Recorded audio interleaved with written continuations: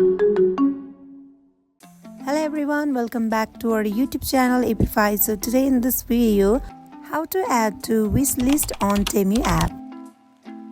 So without getting further delay, let's jump into our video. First of all, open up Temu app. So this is your home page.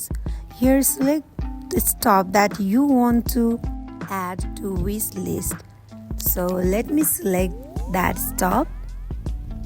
Let's say I want to select this stop for adding on wishlist. Now scroll down until you see this kind of save icon. Tap on it. Now you can see that it is saved to wishlist. In order to check it out, go back, tap on this icon and it will take you to this interface. So here tap on profile icon and here you can see wishlist section. Simply tap on it. So here you can see a list of wishlist saved stop. So that is it for today. If you guys like this video, do not forget to like, comment and subscribe our channel. Thank you for watching.